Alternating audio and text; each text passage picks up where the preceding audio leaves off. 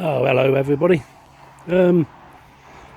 As many of you, if you watched my other video, you'd know that we had all these floods and whatever down here.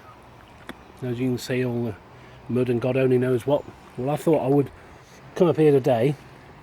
Thought, use my intelligence. If I buy a mammoth drill bit, which I shall show you, right there, look on my drill, right up through, that I would be able to drill a series of holes through this lovely bank here. Now that bank's only, I don't know, 1.5 meters wide, I suppose, if that. So the idea was open it with soil and whatever, dig through, have a go like, and then dig a hole and bang a few scaffold tubes up just to alleviate this problem.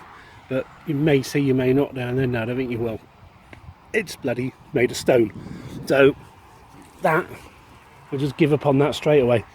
So what I've ended up having to do, as you can see, all the lovely mud here, horrible, because obviously there's a level of my floor in my shed and the other two there. So what I've had to do is, underneath these begonia things, there's a trench, and come down here, got another one. All this is I'm gonna probably do some form of deck or something over this, so it just, nature can take its course and do whatever it does.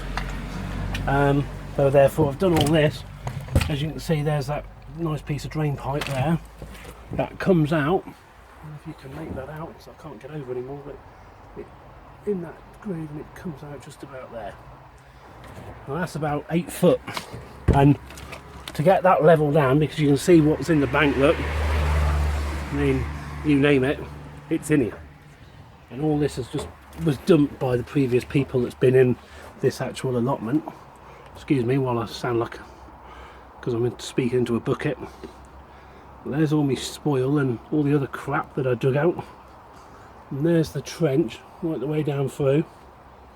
And hang on, readjust myself here before I go up on my backside.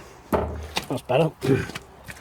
So consequently, I've had to dig all that out this morning in the rain and the mud. Lovely job. Put in that piece of drain pipe there, down pipe. Was that 4-inch, 3-inch stuff? So I've tested it and it works. So once I bring this little deck that I'm going to build here up level, hopefully all this will be under it and be able to walk on it, and the water can just dissipate straight underneath and straight out through the edge.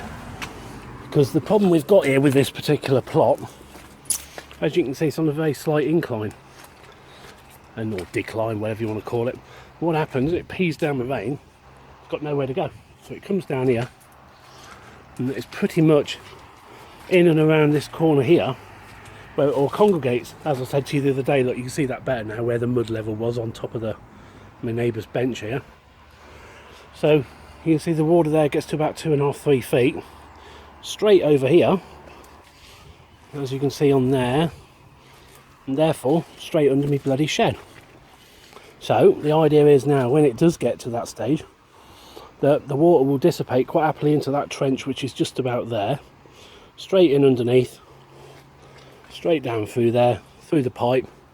Hopefully, he says, fingers crossed, that will alleviate the problem, because obviously flood prevention is quite important. But when you end up, as I showed you in the last video, well, there's me stapler, look at the mud on it, look, absolutely caked in the stuff. But I was quite lucky. My old drill, saw even, still works.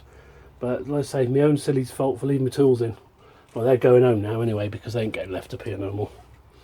But yeah, so that is what I've done to rectify the flooding problem. But I mean, just take a look at my boots. Look at them. Lovely, lovely mud. Absolutely lovely. Not. But you know, well, it's an allotment, I suppose it's to be expected. Well, once it dries up, because it's very, very clay soil here, in that bank in there, I mean, I was digging out lumps of solid clay plus big rocks and all sorts, and the only thing I had to do it with was just that pickaxe there and a shovel. So I'm obviously in that edge, swinging a pickaxe, and it's taken about 3 hours just to go through and do this trench, which I think is about 21 foot long in total. Starts here and goes right through. But if it solves a problem, I don't really care. It was worth it. But anyway, on that note, I'll bid you a good day for this being the first video of 2016. Happy New Year and all that. And I'm now going to sit down and I'm going to have a little rest. Anyway, all the best all. Take care. See you soon. Bye bye.